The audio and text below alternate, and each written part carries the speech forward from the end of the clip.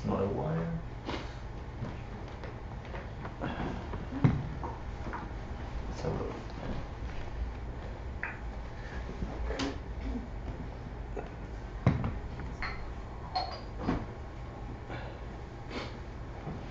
Turn it on.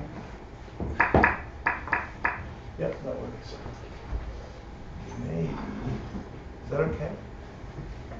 Beautiful. Yeah. Okay.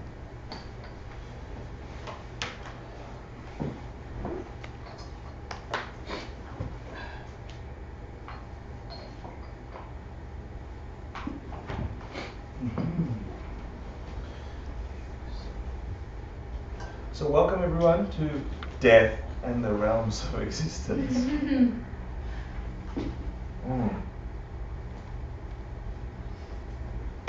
This is the first time I start an ACI class for 2014, and it's the first time that we're entering into a different way of studying these things.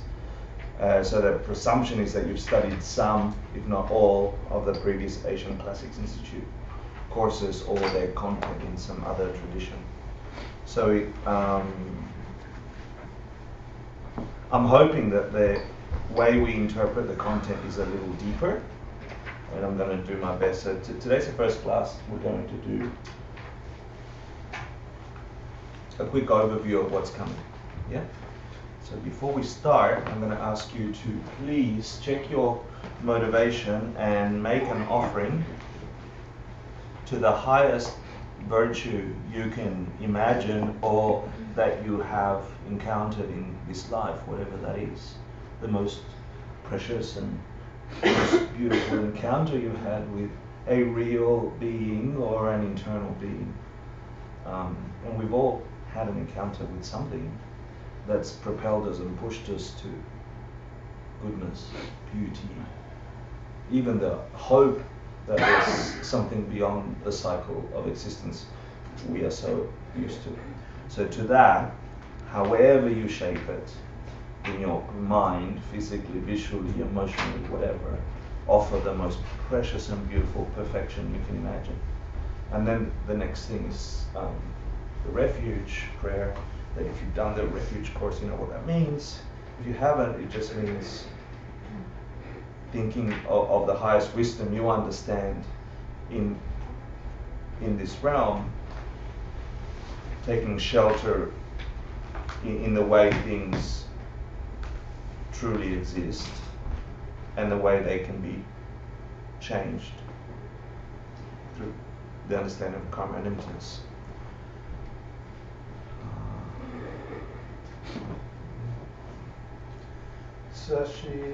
Loki Jushim Metoktra Vira Rinshi Gempadi Sange Shindu Mikeluvargi Dropunanga Shingla Chuparsho Idam Gururana Mandala Kamniyatayami Sange Chidam Zoki Chognam La Janshu Badu Dagni Gyapsuchi Daki Jenyeng Dipe Sonamki Rola Benchir Sange Druparsho Sange Churan Zoki Chognam La Jangshu Bardu Dagni Gyapsuchi Daki Jenyeng Dipe Sonamki Dola Benchir Sange Druparsho Sange Churan Zoki Chognam La Jamchu Bardu Dagni Gyapsuchi Daki Jenyeng Dipe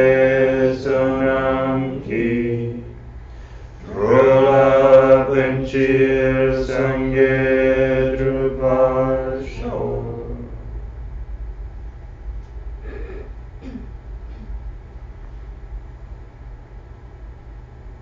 So take a comfortably seated position. We're going to do a quick meditation.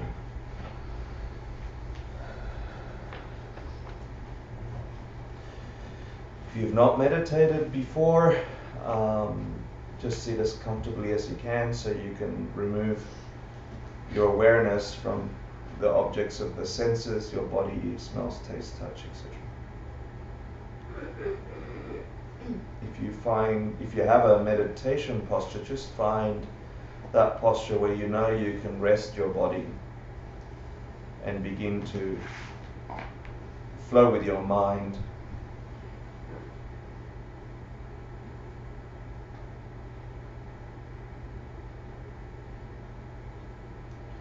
And in this meditation, we're going to do 3 deliberate breaths to start with. So a quick inhale that's deep, going to any ignorant liking that we have in our world, grabbing all that from inside and expelling it into the ground. The next one grabs all the ignorant disliking, all the ignorant moments where we reject our world.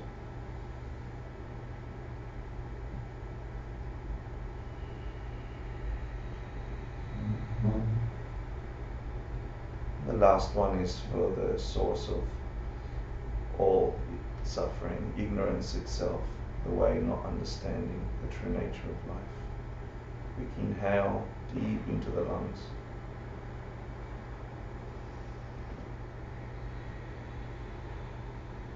And exhale.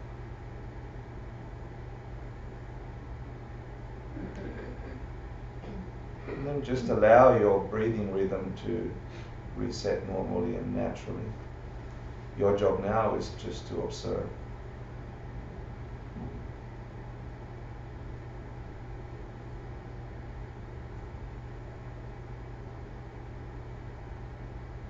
As you wait and watch your breath regulating itself, just do a quick scan of your body beginning at your seat, your feet,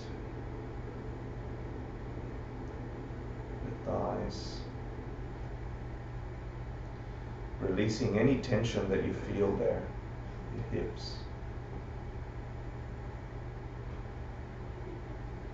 Use that moment to energetically adjust your spine. A little pull in of the gut gives you stability. Not too much. And all the while your breath is regulating to a natural inhale, exhale.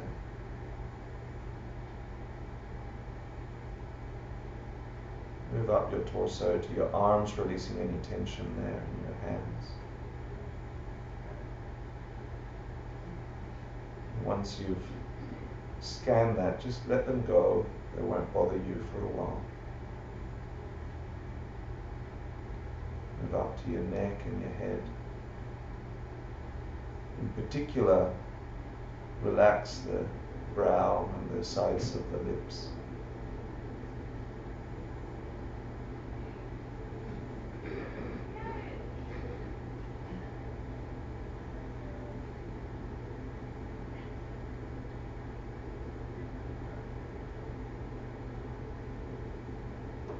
Allow your mind to do one final scan of where you think you are, the room, the sounds, the temperatures, the scents, as if you're saying goodbye to it for a little while. So just be aware of the humming.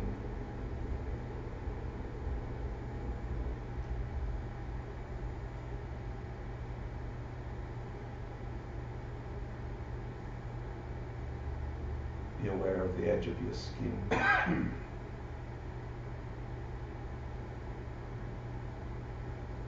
And begin to bring your mind's focus to the sensation of the breath entering and exiting your body.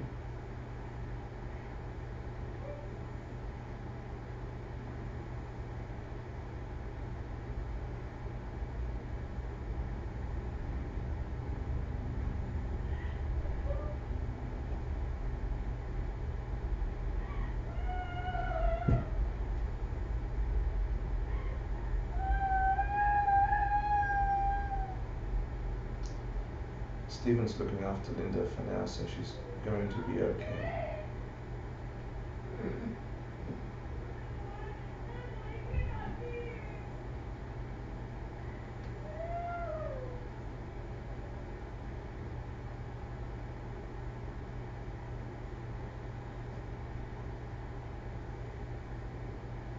Focusing your mind on your breath, see if you can allow whatever feeling you've got of love and compassion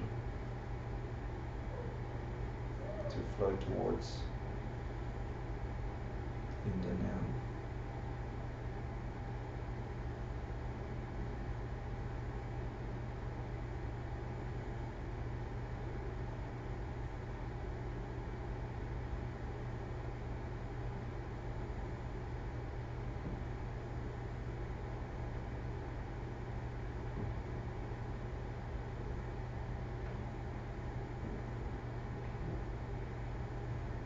Invite before you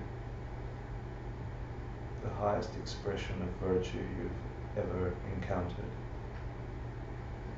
If you see a visual form, bring that form to sit in front of you. If you just feel the sensation of them, feel that in front of you.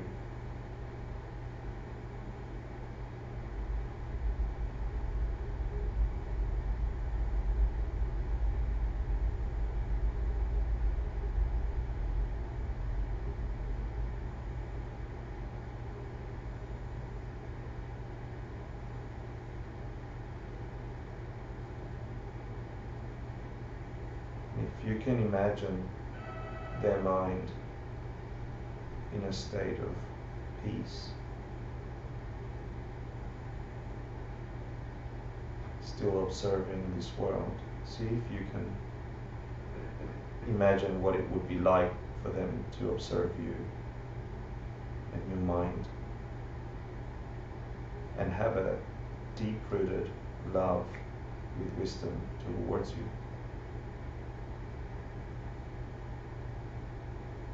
And every other being in this room and in this city, and so on, until you've covered the planet.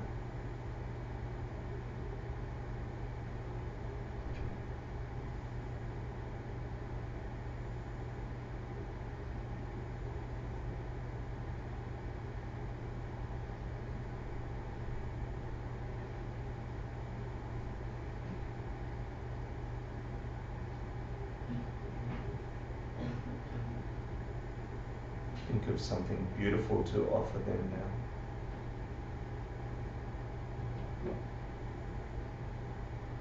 As a kind of gratitude for appearing in your mind, in your life.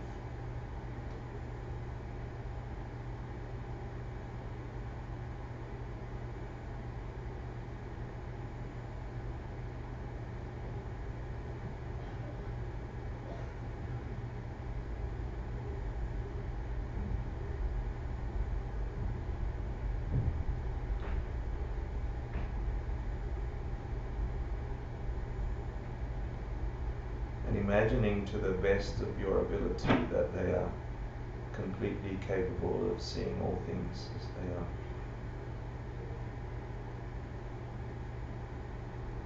Of all time. See if you can offer them and show them any dark patches of your consciousness in your mind without shame. Just with some kind of awareness that these things prevent you from evolving.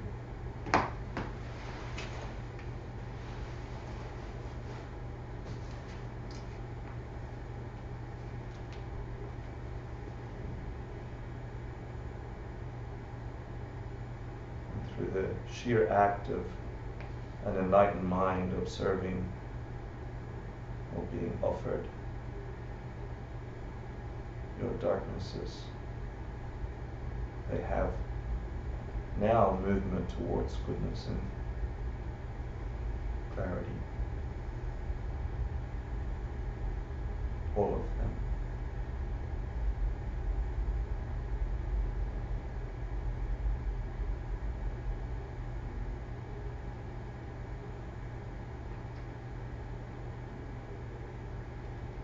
Now, offer them the most precious and beautiful moments of your mind, your most lovely qualities, the ones you have and have ever had.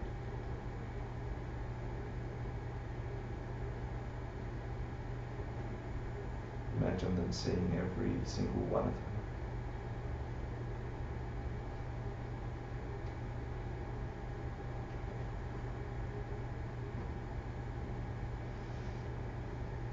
And by the virtue of having an enlightened mind connect with them, it propels them to be used for something powerful in this world.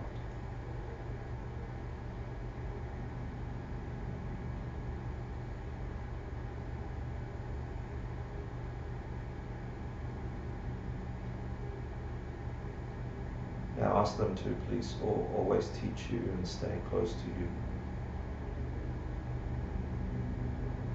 regardless of your temporal state here.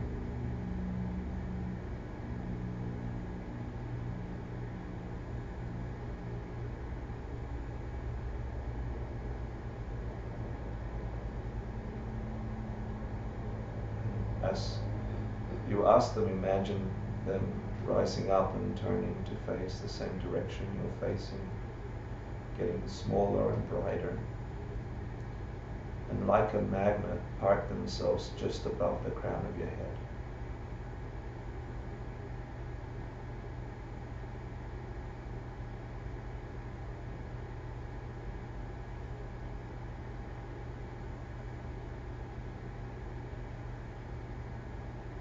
The power you perceive in them intensified and always connected to the crown of your head now.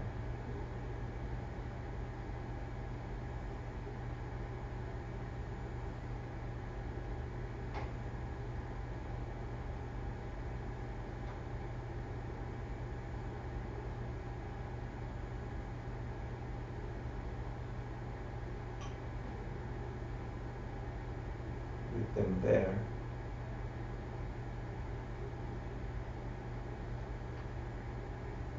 ask yourself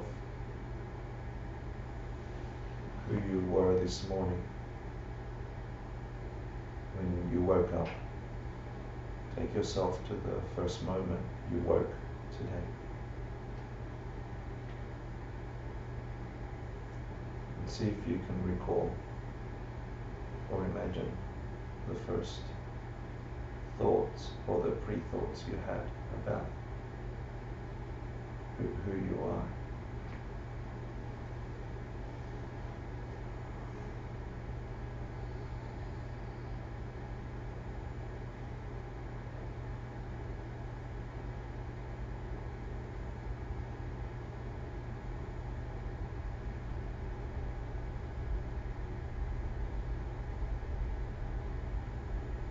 Ask yourself, what made you that? Why that?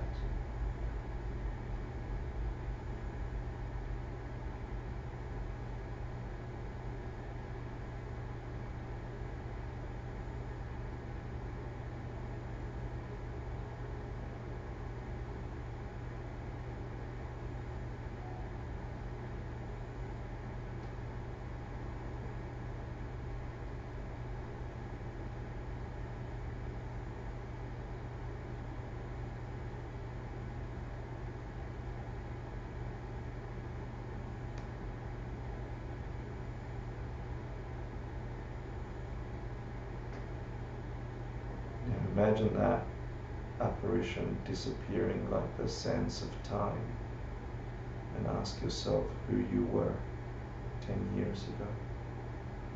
That thing that woke up this morning, how is that connected to who you were 10 years ago?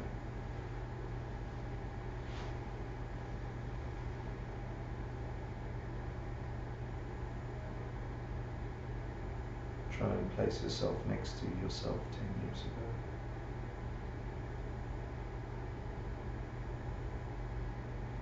It was the year 2004.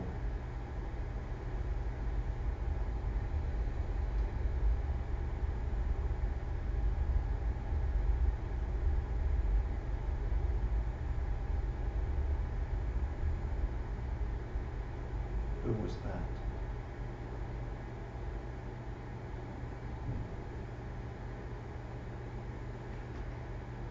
Why that?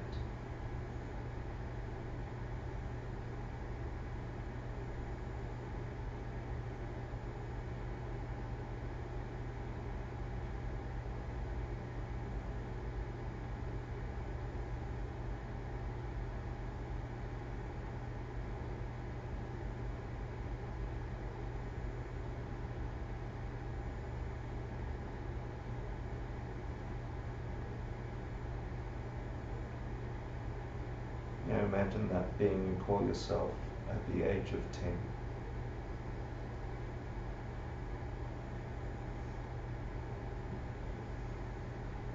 See if you meet them for the first time. Imagine you'd never met them.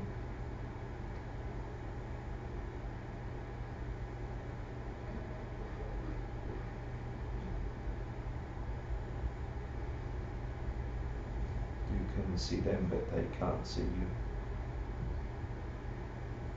Watch them play.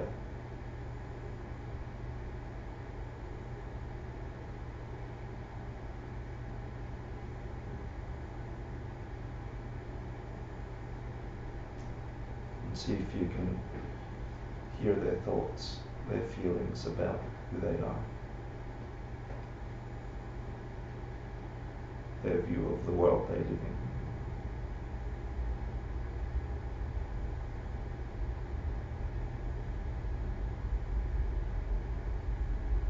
Who are they?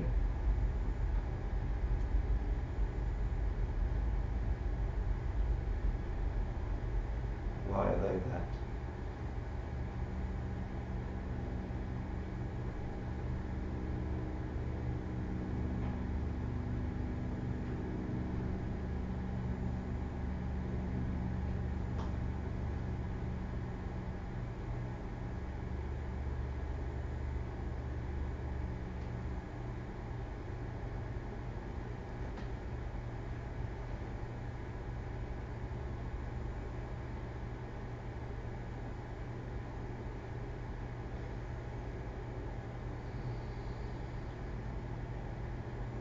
Lastly, imagine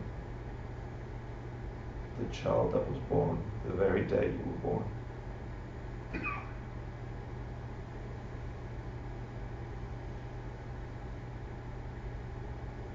What perceptions and sensations? What temperatures on your skin? What sights through your eyes?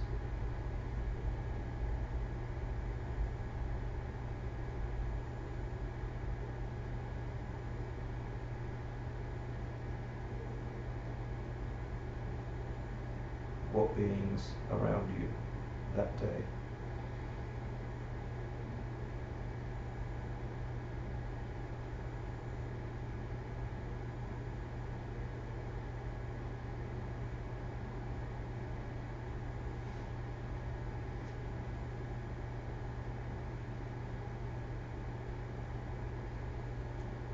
Who's that?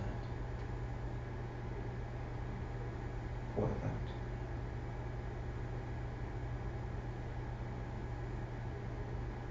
Why that and not something else?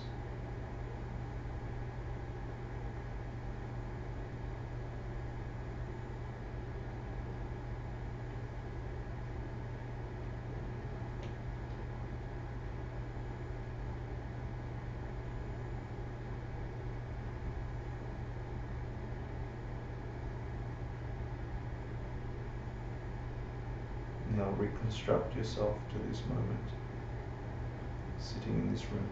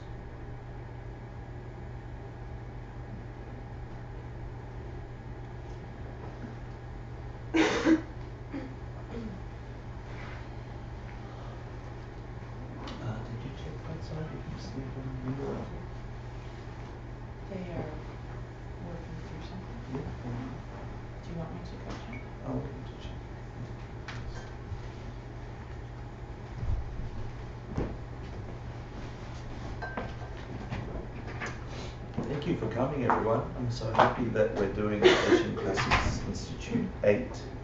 This is a funny course. Funny in a serious way.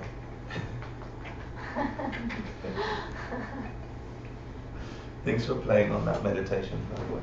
Okay, thank you for that. So, a little bit of housekeeping. My name is Hector Marcel Geronimo Ochoa Peralta de Figueroa de Malacaria II. I was born when I was very young in Argentina. I do those jokes at the beginning of every class, so I apologize if this is your first class. Because more are coming. This is the continuation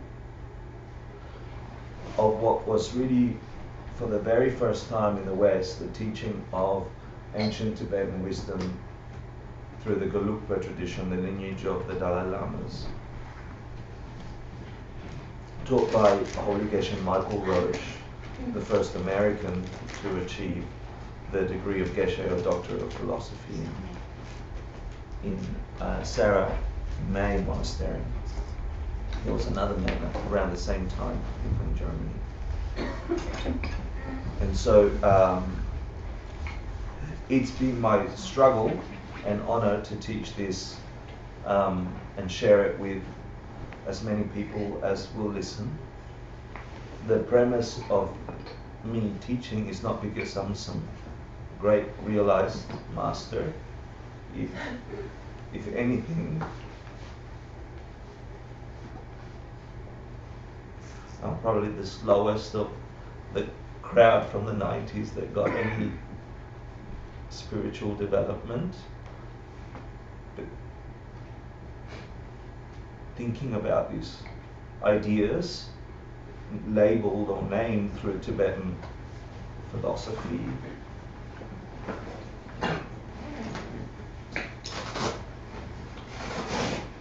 has brought a depth of meaning to my life that I wish you could touch. I wish you could get a taste. And anybody that I encounter. So I thank you for coming, because if you didn't come, I wouldn't teach. I probably wouldn't. I'd probably sit here by myself and do it. But my commitment is that I'll make my strongest efforts to see it through to the end and teach all 18 of the Asian Classics courses. We're now up to ACI Asian Classics Institute Course 8, which means if you've done any or some of them, you would have covered a whole range of ideas that are fairly foreign to the Western world. At least they were completely foreign and unfindable in the 90s when I first encountered them, and so many of us, well, a small group of us in New York encountered them for the first time, thanks to a being who learned Tibetan, learned Sanskrit, went to India, learned with His Holiness the Dalai Lama, found the Lamas, spent his entirety of his life internalizing and mastering these things. And then people like myself would go and listen in awe and then not do anything that he taught us until like 10 years later.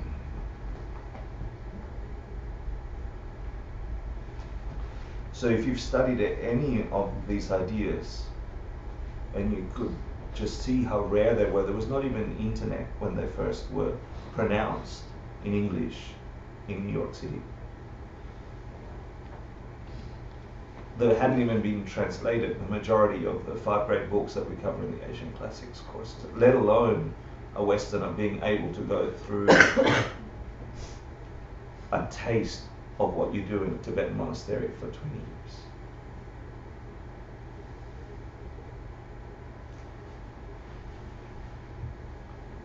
And now I can go to, he used to say, one day you'll go to the computer and you'll be able to find all these things. And now you can go to the computer, and if you move through all the distractions and all the misinformation, you can find a treasure house of knowledge.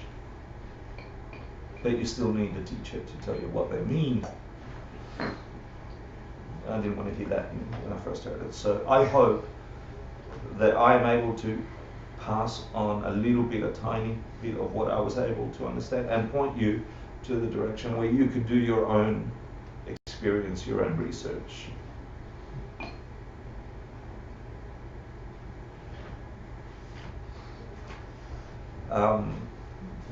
So if you've made it to ACI 8, or you've landed at ACI 8 through some great virtue, it means a couple of things. It means that I get to ask you a whole bunch of things. It means you studied the 3 principal paths, the Lamson Namson by Jason Kappa, which means that for 12 weeks and then a whole bunch of meditations and practices, you began to go deep into the idea that there's these 3 principal states of mind that one should develop in a human life in order to not be sucked in by the whirlpool of suffering.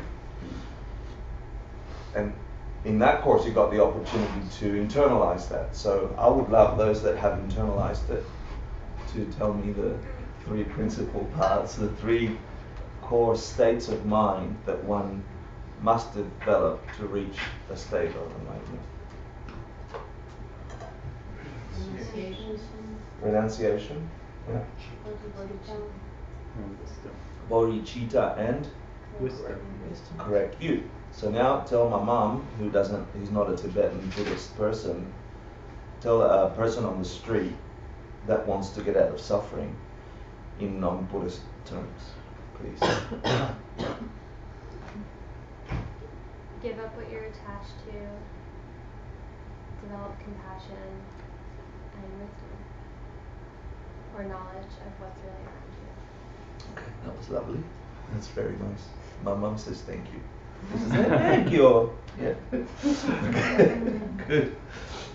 So then understanding that you develop a state of mind where you let go of some things that aren't really any use to you.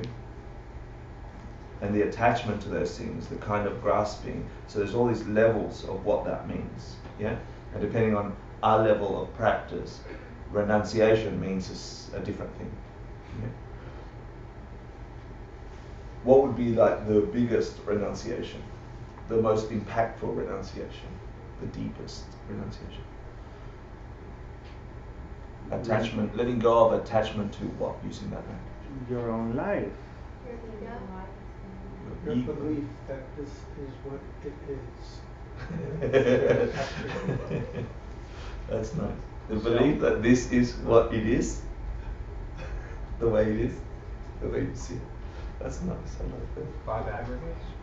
The 5 aggregates, the 5 things that make you up. Yeah, that they are somehow self-existently that way. Yeah, nice. Good. This is the magic about these things. So it's, someone says refuge and all these ideas come into your hearts and they mean something. Now in practice, they've got to mean something. In practice, when you're walking around going the 5 aggregates, refuge means letting go of the idea, this construct of 5 aggregates, letting go of the ego. What does that mean and how do you live it? Then the wires that you're laying down through this lineage that's been passed down from the Buddha till now, that gets electricity through it and it becomes alive and it becomes meaningful and it becomes useful. So as a basis, as a foundation, you need to say, I'm sort of fed up to being attached to certain things that cause me suffering. And they have all these modes of experience. And the next thing you do is you go, what's renunciation pointed to others rather than self? That's compassion, that's bodhicitta. That's the wish to be free for the sake of not just yourself. And so to whatever depth you can, and the same thing, bodhicitta is just a word. It's got to mean something to you when you wake up, and when you look at another person, and when you are next to another person, and you see whatever level of suffering you see, They are you. It is in your realm, it is in your existence. And then the development of that state of mind over a lifetime. That's the other magnificent thing about this thing. You know, something shifted when I began to understand that it's not just this life, you know. And the idea that I had as a little child that was put in that I'm going to go to heaven when I die, and then something time stops and I sit there in this fluffy clouds or something. And if I'm naughty, I'll go to hell. That gave me one life to work with, and that was it, you know. And it didn't give me an energy personally for improving a continuum of mind over eternity. So having the idea that the mind continues, that consciousness continues, and the impulses that you arrive at this place with and wake up 10 years later with, and wake up 30 years, 20 years later with, that continues. So the capacity to develop something like bodhicitta, something like a true compassion, deep compassion, and insight into compassion, wasn't just limited to now. And that was sort of scary at times, and then it was also freeing. And then you develop the third state of mind, which is wisdom. Right? Wisdom. It's a code word for emptiness. Yeah, but it's, again, the more we study, the more we have these words, we have this funny thing as humans. We try to lock things into this object, and it means this, and okay, I said the word, I'm done. You know, you've got to trick yourself into bringing it alive all the time, these three states of mind. Because we get complacent. We're in, what's the second law of thermodynamics in terms of shift? What's that?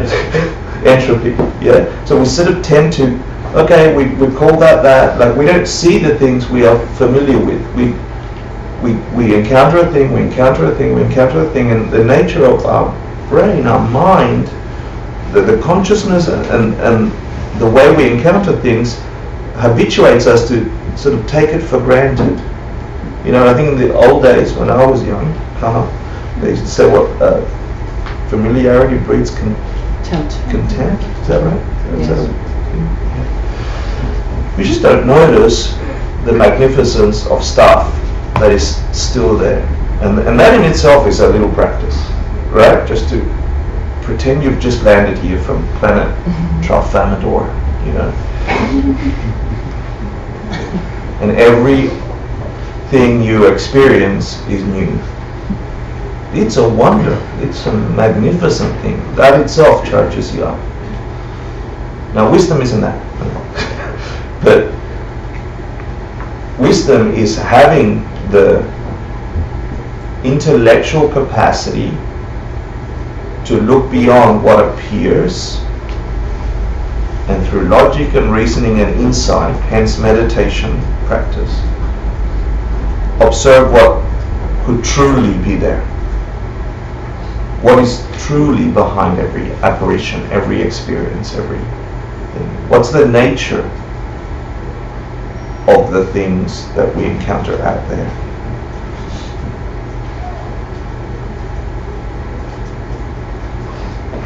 So tricking yourself to think of emptiness, bodhicitta, and renunciation in a new way all the time, training yourself, keeps your own practice alive. So assuming you've done those things, you take refuge in, you do ACI 2 and you take refuge in three things. Yeah? The three jewels. Like not this place, not some joya, if you're Spanish speaking. You take refuge, meaning out of all the possible things that can help you, and we'll get to that in this course in a bit more detail, or in a different slant than ACI 2. You think there are things that can help you temporarily. So you're hungry, you feed yourself, done. That helped you. You took refuge in some food and you were full. Congrats.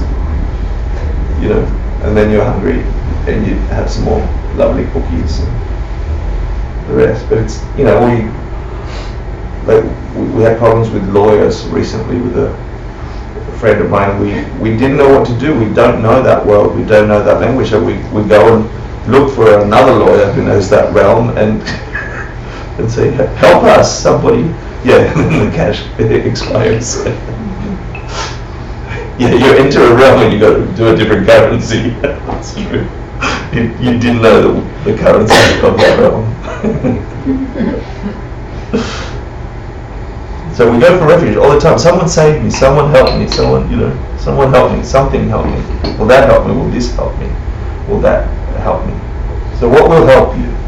You know, what will ultimately help you? And in ACI 3, we looked at the idea that the ultimate thing that can help you is this idea called the 3 jewels. And so there's a whole bunch of studies and meditations and things around that, and practices around that. So what does it mean in Tibetan Buddhism to take refuge in the 3 jewels? In Tibetan Buddhism. Oh, that one. Is that what's up there? I can't tell. That one. Good. But what's it mean to my mum? Now you're trying to help my mum, right? You told her, don't be attached. Love thy neighbor. And things are not really what they appear. There's more to it. So how do you tell my mum to take refuge? Non-Buddhist terms, yeah. Is your mom? Yeah, my mom. She doesn't know it. It's your mom. What I know about your mom, I would say that when it came to the Buddha, not just the historical Buddha, but I would say her Buddha nature, her true self before the body is born, her true nature. And in Dharma, instead of telling her it was the teachings of Buddha, which she may not understand, I would say to her that the natural phenomena of the world just as it is. So taking refuge in things as they are. And then Sangha, which again conventionally we could say would be the community, which I think she might understand, but more so taking refuge in our interdependence and connection to all life and all beings. That's a refuge nice. there. That's nice. Let me just review connection to all life and all beings.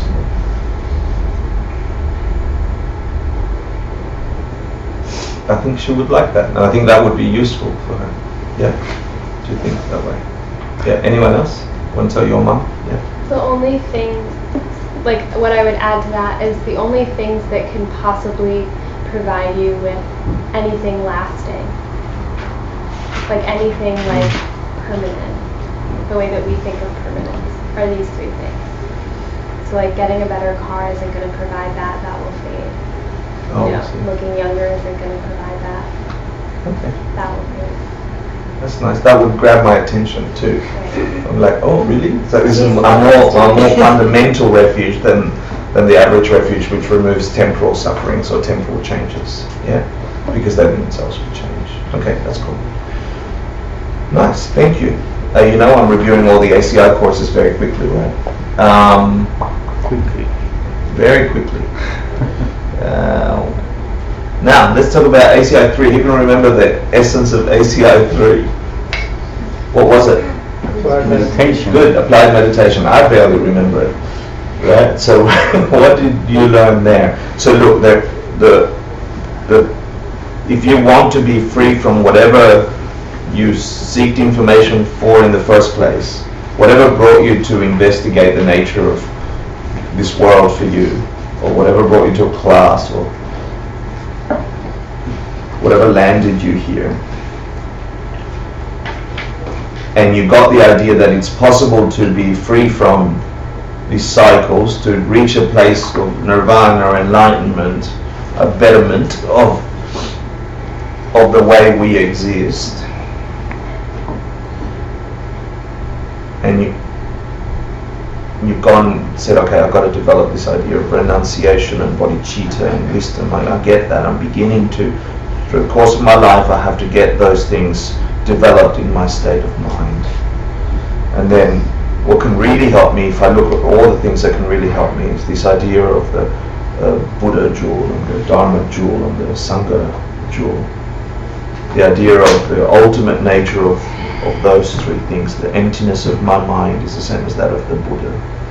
So I can become an enlightened being. The nature of all objects are such that they aren't from their own side the way that they appear. They are appearing that way because the perceiver is being forced to perceive them that way through this idea of karma and emptiness. So the nature of all objects is like that. Therefore, any object can be magnificent. It doesn't have to be the way I'm experiencing it, but it is. And then Sangha, that there are beings who have had that experience, that understanding, and they can inform me, guide me, teach me, because they understand me. So now I've got to figure out how do I do that. And applied meditation is to slow down your mind to a point where you are looking for how your mind is constructing this world that appears so solid from its own side. And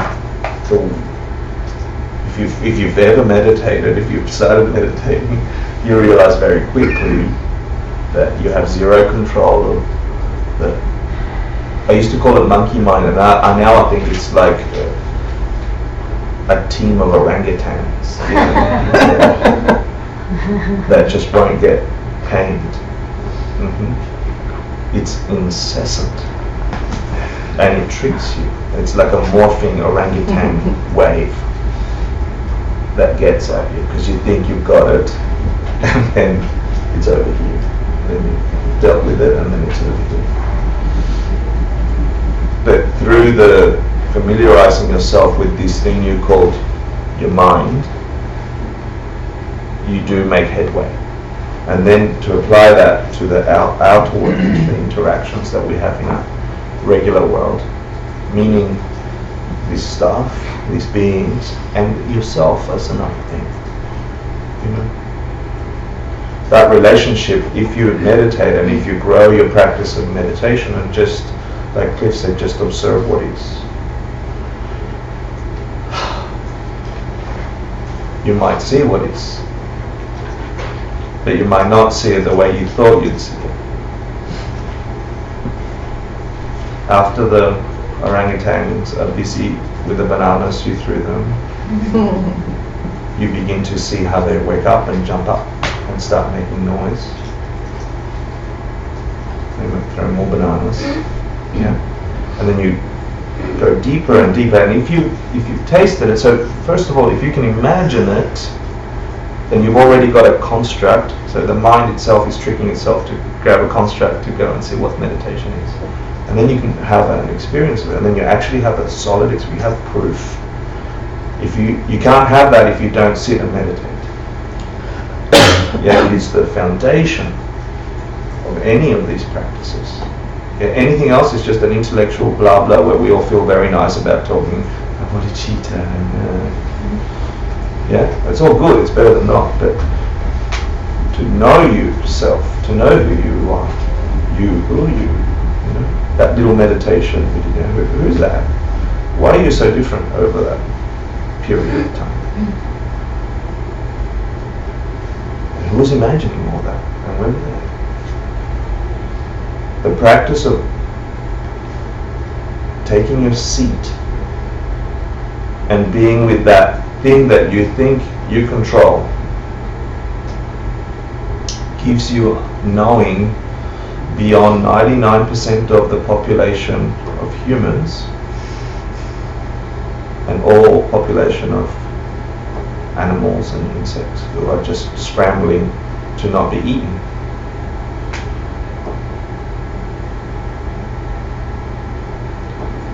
And that you've got to do.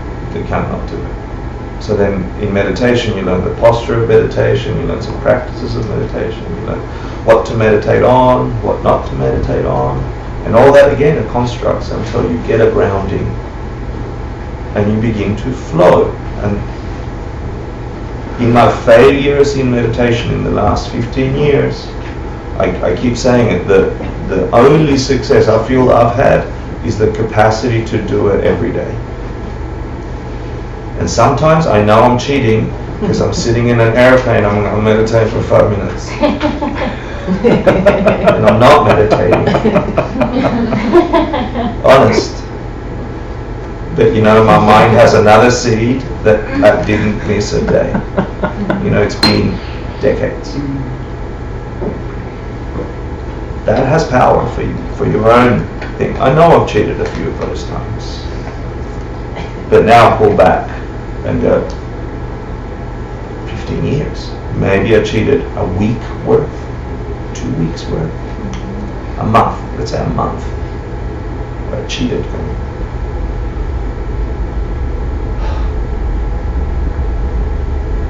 I met the Hector that was before this stuff. I know because my friends keep reminding me of that one. I'm like, I'm not that person anymore. He wasn't nice. He wasn't so nice.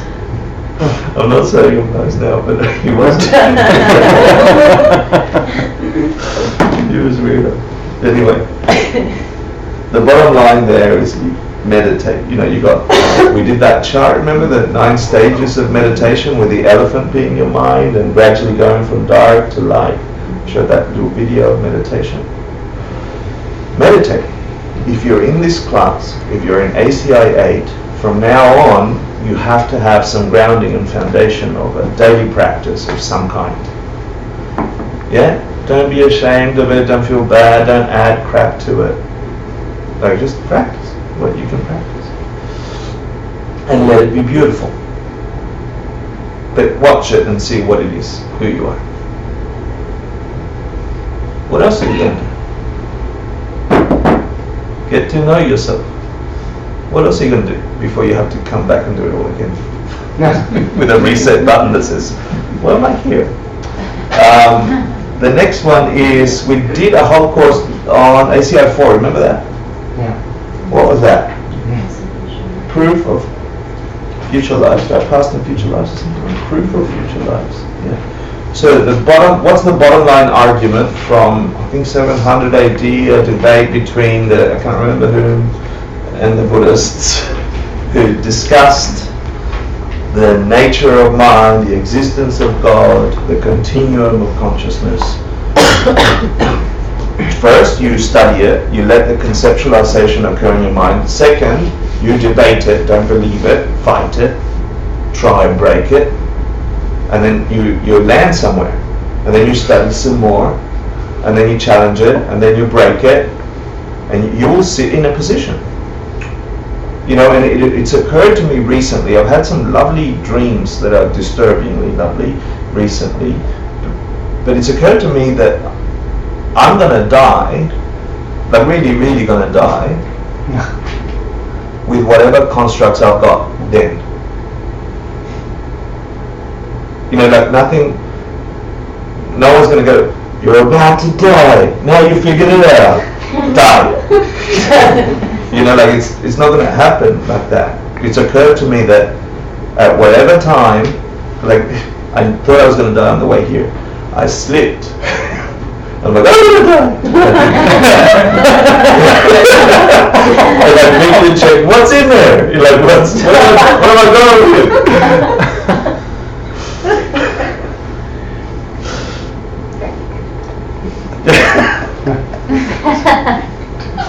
Were you in the air when you checked? The foot was out, but I wasn't fully out in the air. No, I was like, woo! And it was coming down the stairs with socks, slippery socks. Oh. And the stairs are like that. Oh, But dying with socks. yeah, that was red socks. It was good. No, but the thing is, one of the ideas we learned in Asian Classics 4 is that at the moment of death, at the moment where you get to have completely different thoughts that occupy our mind every other day, like what am I going to look like in front of the mirror, and can the bitch get away from me at the door in the subway, and my mum is so nice and I can't wait to eat pizza, and you know, all the things that occupy our mind all the time, whatever the color of that impulse, the last karmas, as whatever happens to you as you die in this form, that impulse continues, and that pushes forward on a small scale. Yeah, and then when you remove this thing, I'm not the body anymore. What? I thought I was the body. I really was. You know, it amplifies. We'll get to talk about that in this course as well. That like a little fire on your hand, the sensation of burning, you remove the gross body, and that sensation, that perception of burning can become an entire experience of burning, according to what we learned in ACI 4, which also came from the Abhidhamma Kosha. So it begged us to ask the questions. What happens? What happens to the consciousness? What happens to the state that we call moment to moment? We don't slow down enough to experience it. What really happens?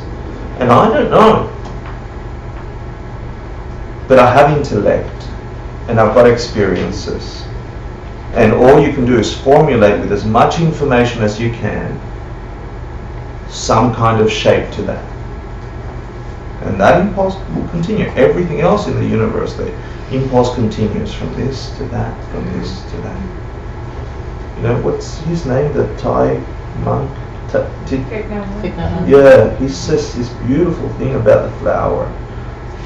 You know, he looks at the flower for a long time, and he said, he doesn't see a flower. He says, the cloud is in here. Mm-hmm. This isn't a flower. This is the water, and this is the earth. And it really is, like the way he describes it is stunningly true.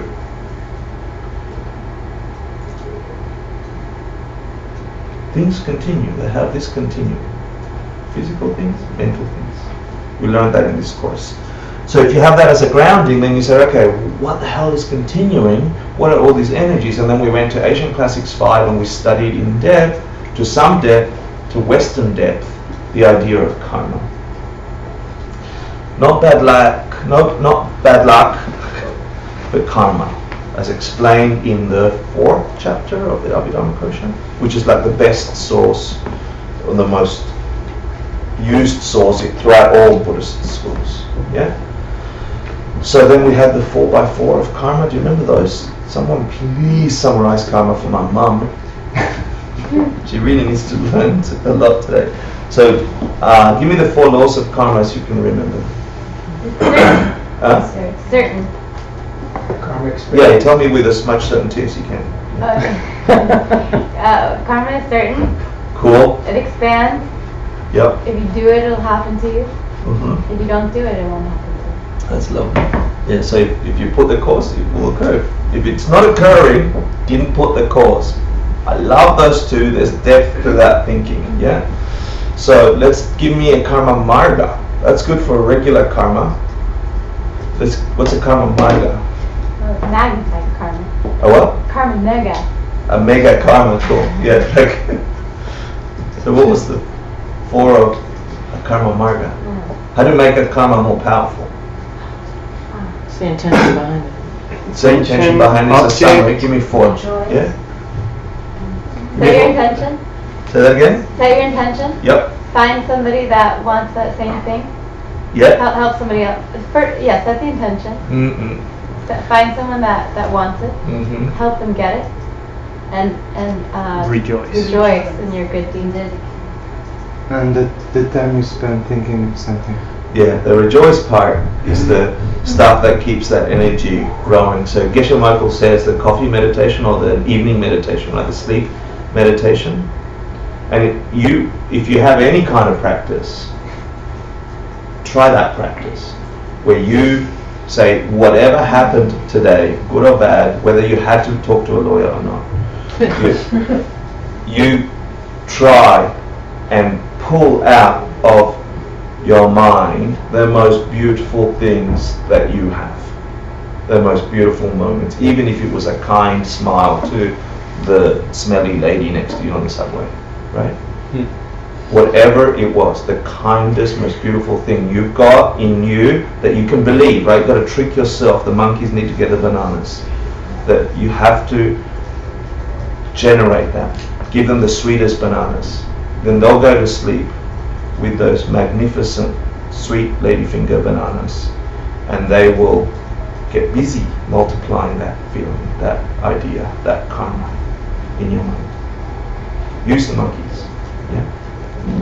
Use the monkeys. Good. 4x4. Let's do the purification, because there was another one, the 4x ripening, right? How do karmas ripen? Do you remember there was a environmental, there was, yeah? Remember those? You have to try and remember those. Yeah, you have to try and study those, because it'll just give you a construct. Yeah, again, all these words are maps, a construct for a thing. The experience of that thing will only ever be yours. You have your responsibility to shift your world if you want out of suffering. If you want enlightenment, if you want peace, if you want well-being, if you want to help your mum, if you want to help your sister, there's no one coming knocking unless you've placed the courses for it. You have to do it. And there's no best doing it or worst doing it. It's your doing it. And this is what you're doing. And in my dumb, clumsy way, I'm making efforts. My teaching in a way is selfish. I need to internalize these things. I need to practice these things. Hence, truly grateful for who you are here. But you got to do it too. So, karma is important to know. Yeah? Karma, emptiness, the two strong foundations of daily practice. Woo! Then we did, and we talked about the 10 non-virtue, we talked about all the gross, naughty karmas that prevent us from reaching some kind of freedom. We talked about the antidote to some of those karmas. We talked about the purification of darknesses that we have inside us. Let's remember the purifications. What are those? How do you clean an energy, a karma, a habitual pattern that's in your system? How do you clean it using purification? Regret. Intelligent regret. Intelligent regret as opposed to Guilt. Thank you. Refuge. Meaning, You take refuge in something that can really protect you. i.e. if you did ACI 3, it's the 3 jewels, but it's not doctrine. You have to know what this means for you. You have to know. Give me the 4 and then we'll go through a walkthrough because it's important. Restrain, which means Don't do the stuff that causes that to continue. Yeah. And remedy. 4, Remedy. fix it by doing. If the monkeys keep running around in this bad jungle, create trees of the nice jungle for the monkeys to go to. Yeah. So. And plant the opposite cause. Yeah, exactly. So if you're harming life, do something to protect life, but stop harming life. Right? If you have some kind of illness, some kind of darkness that's comes over you, you can say, yes, that cancer was caused by a cigarette, or that was this, or you could say that, and that is true to the extent that we know that to be true in nominal causality. But if you're now working at this depth of awareness and consciousness, and in this system of experiencing a reality, the reality, and you have something threatening your life, you have to do these 4 forces to the best of your knowledge and ability and genuineness. Don't get stuck on, I'm a good Buddhist, I'm doing regret, and I'm doing refuge. That doesn't help you. I mean, it helps you a little bit. It helps you in the hope that you can get a knowledge, but it doesn't help you. Is it really what you're doing? Regret, meaning if my life is being threatened, if I feel my life being threatened, review my mind, where was I careless with other lives? At what point did I put other lives, other living things at risk? And what's the first thing, what's the biggest thing that pops up? And no guilt here. Eating meat. Yeah. Whatever it is, Right. is for you, if it's true. Because my personal thing with eating meat, as much as I agree with that philosophy, is I didn't kill the beast. You know, like I don't have that thing in my mind that says I did it. I know I'm contributed to a chain, but I've done way worse things to harm life than eating chicken when I was younger. You know, for me, I'm not saying that's for you. So I'm saying is you have to just check what energies are you taking as normal and natural in you that actually don't take care of life. Yeah, and have some kind of regret that you don't have the view for that you don't have an awareness of that. And it's not like, oh, deflating, I'm terrible. Because we also do that in the West. That's useless. Can you explain, like, so you said, if my life is being threatened, what did I do to threaten other lives? Can you explain how that would apply from something internal that's causing you to suffer? Like in your mind, for example. I'm not sure I understand. Like, I'm depressed. Yeah. What did I do to cause others to be depressed? I feel like that's harder for me to, like... Depression, let's have a look. Or anything. No, it depends on the flavor of depression for me. This idea of no hope comes from me for depression. I don't know if that's the flavor of yours. When I get depressed, which I do often, you know, I have done often, it's this idea that there's no hope, that nothing can fix it, and it's a kind of ignorance for me. It's a kind of giving up effort, of not wanting to make effort towards understanding. It's easy for me to say there's no hope.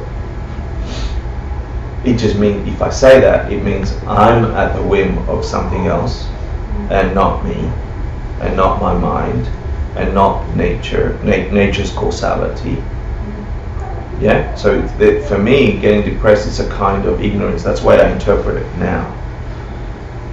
So it makes me say, well, do I really truly believe that there is no hope, that things are fixed now, that I must forever perpetually be suffering? Do I think that's not changeable? So it's less of a, like, did I make other people feel as if there was no hope? Well, that's the next step. You know, so I check personally. I check, do I do that, for example, in class? Do I give people the impression that there is no hope? And then I check that where in my life am I doing that kind of thing? And then I catch that, and I bring awareness to that, and I have a kind of regret around that.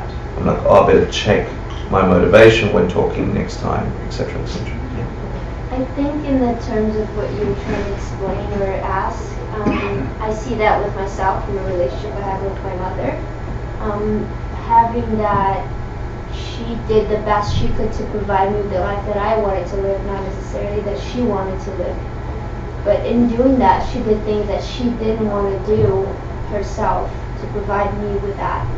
So if I'm living my life and I'm not fully accepting it or happy with it, then that causes some sort of pain for her, because she did the best she could, and maybe she's depressed because I'm sad.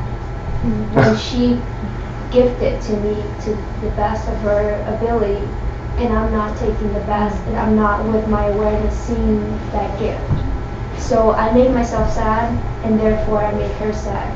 But from the point that I started accepting my life and being able to realize how unbelievable my life has been to this point, I just start to smile more and be happier with myself where I am right now, without needing anything else, and therefore I can look into my mother's eyes and let her know that I acknowledge your gift and I love you for for everything. You know? So I understand what you mean, because I see that in her too sometimes. She's, you know, maybe sad because I'm sad, but I couldn't have had the life she gave me in so many other ways than just birth. So That was really beautiful. Thank you. Wow. Also, Yeah. Lama Marut has a podcast that's specifically about depression, because I guess he went through it, and it's really, really interesting, because he does talk about a cause of his flavor of depression. What does he say? From what I remember, it had to do with this sort of, this was what I understood, but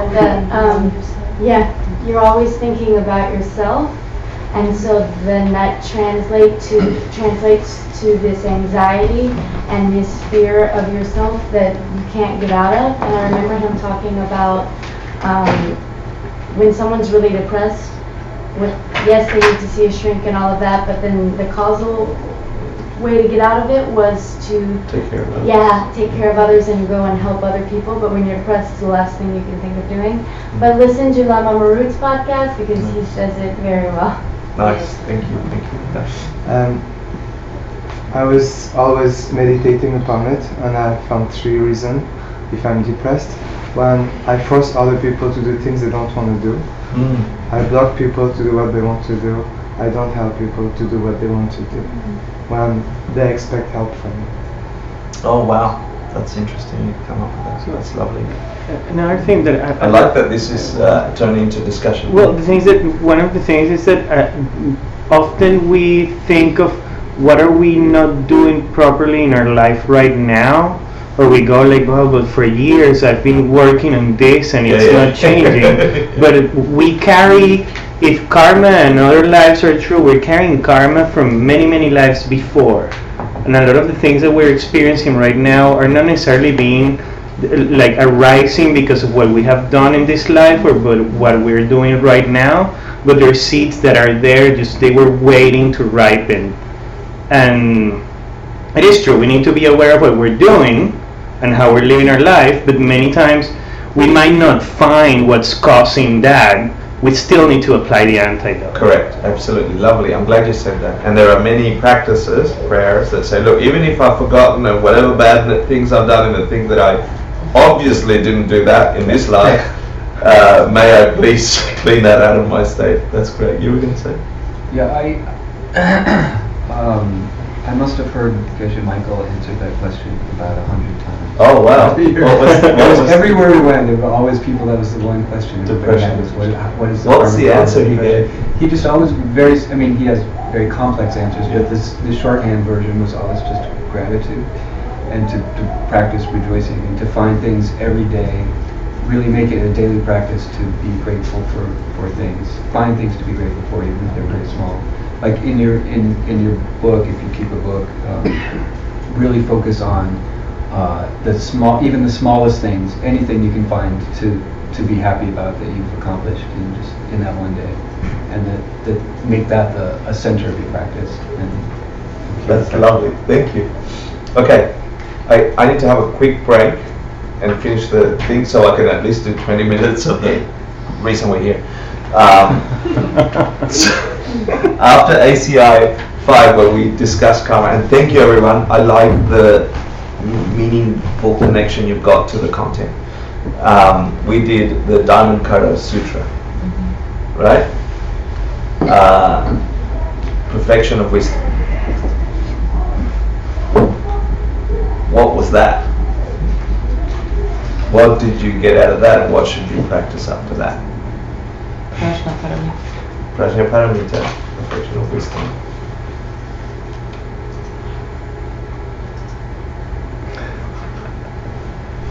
Diamond Cutter Sutra. Do you remember the last 4 lines?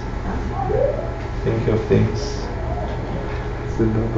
as a bubble, a dream, lightning. Oh yeah. Do you remember lightning or else a cloud? Yeah. Okay. What do you think of when you think of the Diamond Cutter Sutra? Then we did the place. We're living in a dream. Yeah. You can see, you said like you can see directly through with no distortion. You're talking about walls made of diamonds or something? Right, okay, nice. Nice, that's a good memory. Yeah, I don't know. Diamond Cutter Sutra. It's a little bit what you said. It's like the kind of like the revelation of the illusion in a way. Like it's In a way. it kind of. It was probably the most in-depth look into the idea of emptiness that we had in the entire ACI. Yeah, and then the Buddha began explaining how things are, and then they're not, and if they are, and then they're not. Besides a whole bunch of practical things about how many eons it takes to become a Buddha, and what kind of cycles the teachings will go through. Remember the last 500? Yeah. Do you remember anything? Well, it's the diamond. It's a diamond that cuts through delusion. And you know what we started out with, the three principal paths. What's interesting is from the perspective of the Diamond Sutra, which is that of emptiness, that the others you can go backwards and they arise, because if you see that the self lacks any kind of inherent or solid existence, it's just a creation of mind, which it is. And when you realize that, not just intellectually, but when you realize that, there's no thing to become attached to for the self. So it flips it backwards. Yeah. So there isn't any self. Or the other flip of that is you see that there isn't any separate self, so you see everything as self. And then that's where the compassion comes in, because what harm happens to pain to somebody else is no different than you. So the bodhicitta, which is that spontaneous compassion, naturally arises from that experience. And then impermanence obviously flows from that also, or the refuge of where you go, because you see there's no other place to go. There's nothing else there that can give you refuge. If that is the most succinct and beautiful explanation. Your teachings, it comes from being here. Thank you. So thank you. No, Yeah. that was perfect. And then after you realize that you've got this blank screen that currently has this movie playing on it, yeah, with all these imaginary producers called monkeys, yeah, with their bananas and their forests, and you understand intellectually at least what causes the karma that you've understood, what caused this to be. You might not appear that way, but intellectually you begin to see the construct. And then you understand the refuge, and then you understand how to tame your mind, and so on. And then with that understanding, we entered into ACI 7, which is vowed morality and bodhisattva vows. Then I'm going to make a vow. If that's true, then I'm going to make a vow that I'm going to treat my mind and everything in it in a certain way. And with that, let's take a break and be back in 10 minutes, and we'll do 20 minutes of ACI 8. Thank you very much. That was nice. Thank you. Good there.